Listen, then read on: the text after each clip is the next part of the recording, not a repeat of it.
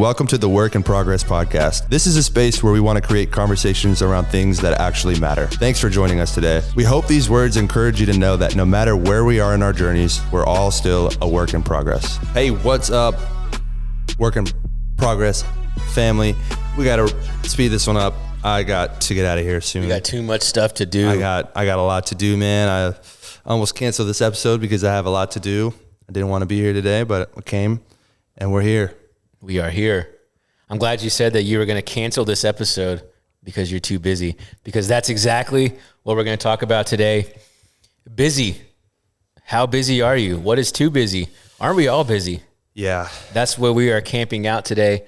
So, since you are so busy, let's dive in. Let's not waste any time. So, yeah, you like that? That's a smooth transition there. Okay. How do you want to start this conversation about busy?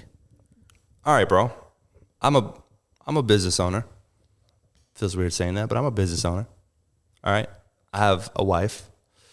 I have priorities that I need to get done. I want to work out. I want to do things with my church. I want to serve my church. I want to hang out with my friends. There's a lot going on, dude. It's hard to fill in the gaps with things that aren't of the things that are of highest priority to me, man. How do we navigate these things in our lives? Because I know everybody has a ton to do. It's not just me. I know you got a lot. You got a full calendar. How do we navigate this stuff, man? How busy is too busy? And how do you navigate a road where you just got a lot going on? Yeah.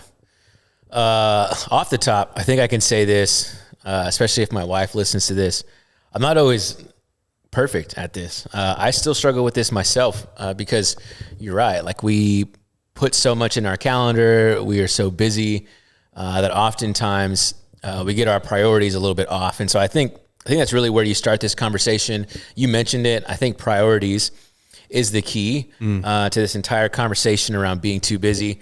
But before we even dive into that, I was listening to somebody else talk about being busy, and they gave me this thought that I think is really good, and I think it needs to be said.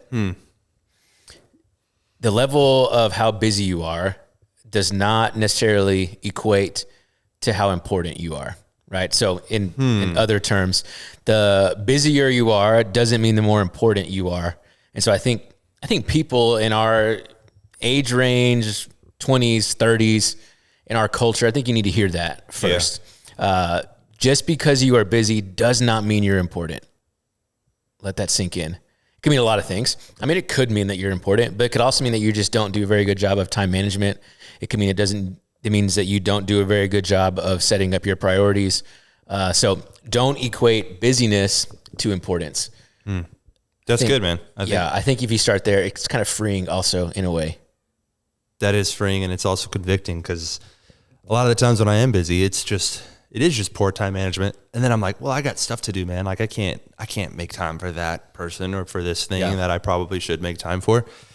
There's a lot to it. And I think that, let's start from the top, man. Like, everybody has different priorities, but living a life as a believer, as a Christian, trying to look more and more like Jesus every single day. What priorities should we prioritize? Yeah, it reminds me of a sermon illustration. So I've seen this a lot of different ways. I've seen this a couple different times. Maybe the best one was from our guest from like episode 4, episode 3, our very own Ryan Cavender did this illustration with this big rocks illustration. So if you ever seen this before, you've got this jar, right? And in this jar, you fit your big rocks in there, like your big priorities, the things that are most important, like your spiritual journey, your spouse, your kids, your job, whatever it is those big priorities are. Right. And you also fill in the gaps with that, with like little pebbles, which are the things that are important, but not as important as the big priorities. And then on top of that, you fill the rest up with sand, and the sand is like the fun stuff, the social, whatever it is that you want to fit in there, right? Yeah. So you've got all three of these things that are battling for the same space, right? If you fill up that jar correctly, right? If you put the big priorities, the most important priorities in first, and then the pebbles, and then the sand, everything fits. Right. Everything fits into the schedule. If you get one of those things out of order, Like, right, if you decide you're going to fill in sand first, which like you're going to fill in your social priorities first. Okay. And then you put in a couple of your bigger priorities, like, oh, I'm going to get my quiet time with Jesus today. I'm going to spend time with my spouse today. Okay, great. But I'm also going to do my little pebbles, which are like my not first priorities, but other priorities. You're going to find out that you don't have enough room for all the big things, all the big priorities, right? So your same amount of time is now overflowing, and you can't fit things where they belong in there because you got your priorities off. Right. So if you're a visual person, definitely go check out. Maybe we'll link the sermon in for that. Link it into the show notes. Go check out that sermon. Check out the illustration. It makes a lot of sense, especially when you see it, right? But I think that's kind of where this starts. Like, you have to figure out what are your big key priorities. Everybody's got a few. Mm-hmm. So once you go there, I think from there you can then determine, okay, how do I fit these into my busy schedule? Because your big priorities are taken care of. Yeah. Right. So for you, that was just talking about spiritual walk, spouse, working out, social life. I don't know, all the other things you said, right? You have to determine like, what is my biggest priorities? Hopefully, as we're on a Christian podcast and talking about spiritual matters, that one is number one, fitting that in first, and then everything else can fit in. So, yeah, you've seen the illustration before, haven't you? The illustration is really good. And I am a very visual person, and it helped me a lot. It helped me understand, like, yeah, that's an actual representation of my time when I am prioritizing the wrong things. I don't have time for the right things. I don't have time to spend with my wife or go on a date night with my wife. And then everything is out of order. My spiritual walk's out of order. And so it's been a really interesting week so far, man. Like, I've really come to this conclusion and talking with, people in the church that I love and respect and seek counsel from, come to this conclusion that my priorities have been out of whack. Like, they've been way out of order.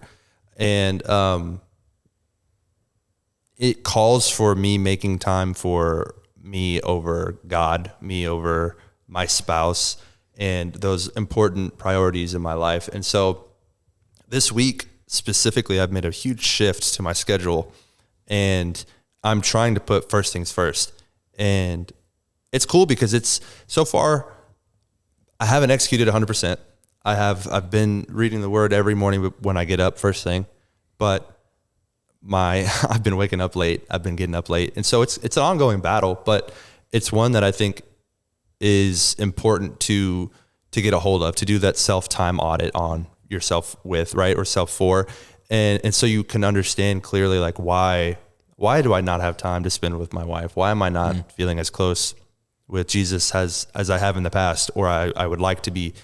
And I think that's when you are able to see where you could change things up and shake things up. So yeah, I think that's really good. There's like two things that you said in that I think are really good to maybe circle back to. Number one, how easy and how quickly your schedule gets out of place when your priorities aren't put in first. Mm-hmm. I think it almost needs to be said, that's a daily thing. Like, that's waking up. It's a conscious decision every morning. Yeah. That I wake up, I'm going to spend my first time in prayer and in quiet time and reading scripture, because that's how I get the day started. There's like a slogan, it's like Bible before breakfast. I mean, I don't eat breakfast till like noon, so that wouldn't necessarily work for me. So you better get that Bible in, boy. Yeah. But that's a good motto, right? Because that's like a big priority. That's first priority. I don't remember exactly who it was. Maybe it was Martin Luther, somebody old school, that would talk about, like, right, when I know I have a busy day or a busy time ahead of me, I spend the first 3 hours of the day in prayer. First 3 hours of the day, right? So it's the same thought. It's the same process. Is don't get your priorities out of whack, because you throw off the beginning of it, and then everything else is playing catch up, and that's not really a healthy way to live. The second thing, I got to circle back around. The second thing that I think that you were talking about there is, figuring out like where you've wasted time. Yeah. Like figuring out where you waste time. And I think something that is such a thief of our time is like our phones. And so if you want to feel super convicted, I think you go and you look at your screen time on your phone, and you see, oh, well, I spent 2 hours on Instagram today, or I spent whatever, an hour and a half on TikTok today. Yeah. So maybe you're not too busy, maybe you just aren't managing your time very well. Yeah. And so I think I think those are, and again, that's a daily thing that you have to just build into like what you do every day, because we waste so much time on our devices. And that's not like me anti-device. That's just an honest fact. I think it's something like most often our common statistics say that you check your phone like 18 times every hour or something like that, just on the regular. Like you just check your phone 18 times. Imagine how much screen time and time you're wasting throughout the day just by checking your phone. So and I think everybody can relate to that, right? Like me included. I'm not you included, me included. Not perfect at this at all. I think one way we can self-audit and analyze to see if we're to that point with our phones is, besides checking our screen time, what do you do immediately upon waking up? Do you get out of bed and go make your coffee, or go drink water, go brush your teeth? Or are you on your phone checking it, scrolling immediately, swiping up, and like one eye open, lazily, like sideways, trying to figure out what social media to click open? That's why you got that bump on your forehead, because you dropped the phone. Yeah. Just kidding. There's no bump on his forehead. But yeah, man, I think that's a good indication of how much time you're spending on your phone. Yeah. And this podcast isn't about get off your phone, because we do it too. But the point of this is your busyness the right busyness? Is it important? Is it the priorities, or is it just wasted time? Yeah. You know? And I think like what you're talking about, I think we're going to make this into a two-parter. This is going to be a 2-week episode, because I think there's so many practical pieces that we can take, like the phone stuff, like maybe get a paper Bible so you don't have the temptation of, I'm just going to use my phone Bible, and then you start scrolling something else. Like, I think there's a lot of practical things that you can take from this. And so let's do that. Let's just go ahead and make this a 2-parter. And then maybe in part 2, we'll just talk about practical pieces, because there's something else I want to talk about on the busy side, right? I think it's easy to turn to like the busyness being bad stuff. But I think a lot of times, especially in like this age, this time of your life, like we're 20s, 30s, probably don't have a whole lot of other responsibilities like kids or things like that. And so oftentimes we say yes to so many things, good things, really good things, that we get stretched too thin. We go too far. We become too busy because we've said yes to everything. And so I think something that maybe we could talk about is the power of the word no. It's not always easy to say, unless you're like a 2-year-old toddler. I've heard that's really easy for them to say. Get ready for that. Yeah, very soon. But the power of no, and I think how I want to actually spin this is not you just saying no because you don't want to do it. I think you saying no to the things that you have prayed through, that you have fasted through, that you know that, nope, God doesn't have this for me because I'm meant to be doing this, or God doesn't have this for me because I know that he's got this for somebody else. And so you saying no to doing something halfway allows somebody else to say yes to doing that same thing the full way, if that makes sense. No, that's good, man. And that's probably our IG clip for this video. That's good. No, that's really good, man. I think that's something that I don't do well. Because it's easy to not say no. It's easy to say yes to all the opportunities and all the things that are thrown at you. Because good things, they're all good things. Yeah, because they have the appearance of being good things, right? And eventually there comes a time where it's you're hitting that diminishing return, right? Where it's like, yeah, I could be doing something else that I'm better at, that I'm more productive at, and leaving this to do for somebody who's better at it. You know, like somebody who's more talented or gifted in this area. And I don't know. That's a good one. And it's hard when you're first starting out. I think just from observation, I think you've done a really good job in this. Like coming onto the church at Awaken and taking on this growing of the youth, that there was 0 youth program and you started it from scratch. And like there's a lot of yeses that have to go on with that, you know, in order to grow something. I think of people growing small business. I think of people who are trying to start careers, you know, and there comes the point in time where you're going to be a little bit busier and you're going to have to say yes to those things. But the self-audit is so important, learning like when that threshold comes to an end of when you got to say no, right? And when you can't put that extra meeting in front of that quiet time that you so desperately need in order to nourish and grow that relationship with Christ or your wife or whoever it may be. Yeah. And I think like even in that, like I appreciate you saying we're doing it well. We have not always done it well. I can think back to, not to make myself sound old, maybe like 8 years ago. Yeah. Early 20s, just coming out of college, working the first job, like, right. Being a professional, being newly married, in my previous life, I worked, as a teacher and a coach. And so for those people that are out there that teach or that coach, that's a big time commitment in its own. Right. Big time commitment. It's a myth. People that think, oh, they only work, 9 months out of the year. Myth. Okay. Not true. Teachers work year round, pay them what they deserve. Anyways, it's like that's a big yes. Like your job is a big yes. And then on top of that, like, right, my wife and I both wanted to do something for our age, like our young adults. We want to do some kind of ministry outlet that was for young adults. So we said yes to that. And we said yes to other things. And we said yes to social engagements. And it's very easy to become overwhelmed. It's very easy to let the relationship between me and her, like our relationship together, take a back burner. It was on the back burner, right? Right. Because there was so many yeses, good things, good yeses that we had said yes to, when instead of saying no, somebody or something else is more important, a bigger priority. And so I think the most freeing thing was in the previous ministry that we were at, like we had this young adult ministry and we had a couple of couples who were super intentional.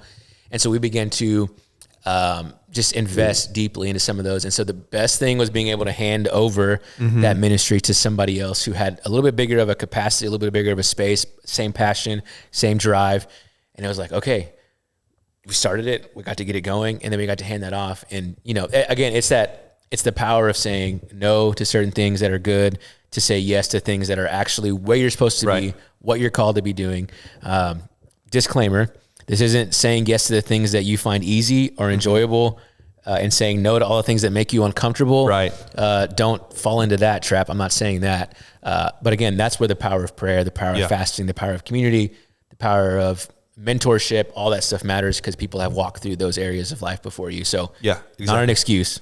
Yeah. And I think but a good practice. There's something to that point, right? Where you said you stopped taking on like a large width of things and you started to go deeper within those relationships that you were cultivating and growing. And there's something to that, man. Like sometimes the depth is more important than the width. You don't want to overwhelm your schedule with things throughout every hour of every day and only have surface level relationships with with those people or those things and those places. And I think we see that a lot especially within the church culture. It's burnout. Really, that's the common word. Yeah, burnout. Burnout is really easy to come by because people aren't setting those boundaries. And this isn't to say like you should definitely give your times, talents, and your treasures, but there are boundaries and everybody knows that. Everybody has them. And so just be aware, not to get too busy with. Yeah. There's actually a really good illustration of that, a story in scripture. It's found a couple of different places. Luke 11, if you've been in church a while, you've probably heard this story of Mary and Martha. And I think, so oftentimes we look at the story of Mary and Martha and we're like, oh my gosh, one of them is so good, one of them is so not good, right? Because one is like busy and prepping the house and cooking the food, and the other one is sitting at Jesus' feet, right? And so you look through that, and it's not necessarily that one was doing something bad, one was doing something good. It's both good things. Both things needed to happen, but one had the priority straight. Right. Like one was sitting at the feet of Jesus. That's the priority, right? Service is a good thing. Sitting at Jesus' feet, learning from the master, that's the priority. And so I think you have to, even in that story alone, I think you have to remember what's most important. Because you're right. Like it's easy to get kind of swept up in the serving. It's easy to get swept up in the volunteering. It's easy to get swept up in the new job. It's easy to get swept up in the new relationship, the whatever, you name it. Good things that actually take you away from the most important things. So definitely, I think if you are somebody who is in this season, who is in this boat of always feeling controlled by their calendar, who's always feeling overwhelmed, I think the biggest encouragement is to press pause and begin to pray. Yeah. Begin to pray and figure out what is the most important priorities, and then begin to structure your schedule based off of those most important priorities. Yeah. This is doing some research on this topic. I went to gotquestions.org, which Good is website. A recent website I learned about. Pretty cool. And this is what they had to say on the topic. It says, we are overworked, overstressed, and spiritually undernourished. Our culture promotes bigger and better, and subtly challenges us to keep up. And if that's not the truest thing ever, then I don't know what is, man. It's like the undercurrent, right? Like of our culture is telling us like, stack your calendar, be productive, do this, do that, do this, do that in order to be successful or have a fulfilled life or whatever the case may be. And, you know, there's many stories throughout the Bible where we see Jesus ministering and teaching, but when he becomes overwhelmed, he takes time to rest. He takes time to go find the quiet and to pray and to recover, you know, it's a recenter. Yeah. It's like a recenter on what's important, the biggest priority. Mm-hmm. That's good. And we see that all the time. And it's really cool that Jesus, the ultimate example of sinless life, of just perfection, does that and models it so well for us. It's a really cool example to reflect on and go back to. That is really good. As a matter of fact, I'm just going to say, let's put a pin in that right there. Let's do a part 2. Let's do a part 2 picking up there where let's do it. Where we talk about like Jesus, rest, creating margin, creating space. Because you talk about Jesus, he's always being interrupted, but it's never like, I can't, I'm too busy. So definitely put a pin in that right there. So busy. I think a couple things to just remember about being busy. The busier you are doesn't mean the more important you are. That's a myth. And then number 2, priorities. That's everything. First things first. Yeah. That's Andy Mineo song, Priorities. Pretty good. Check it out. Not my content creator of the week, but good song nevertheless. Yeah, he's good. Priorities are important. So big priorities first, figure those out. And then join us, part 2, next week. We talk about margin, rest, practical pieces. We'll come up with a better title than that. Yeah. We'll figure something out. That's good though. Yeah. But speaking on that, for my creative this week, I got this author out of Canada, I think. Carey. Canadian. Carey Nieuwhof. I think I'm pronouncing it right. He's written many books, but the book that specifically comes to mind is called At Your Best. Good book. And you also showed me that book, and it's good, man. Really practical steps in order to keep that margin. Don't spoil too many of it because we can use that in our next episode. We'll cover that next episode. So look for next episode's show notes if you want that actual book, because Aaron's going to talk about it. He's going to give you his TED Talk. Let's go. Love that book, man. My content creator of the week is not that serious. It's my guy Shama. He's on Instagram. I don't know if I'm pronouncing that right. Shama for reals. He's a comedian. He's pretty funny. If you're around church culture, you'll appreciate a lot of his stuff. I forgot the first one I saw of him, but he's got like this series of like loose cannon guest preachers, and it just makes me laugh every time. So if you want a good laugh, go check out his stuff on Instagram. He's pretty good. Yeah. All right, guys. Don't waste too much time on Instagram though. That's how come you're overwhelmed. Yeah. Don't be too busy. All right. That's right. We'll see you guys. Be sure you check out episode 2, the second part of this, happening next week. We'll see you then. All right. Later. Deuces.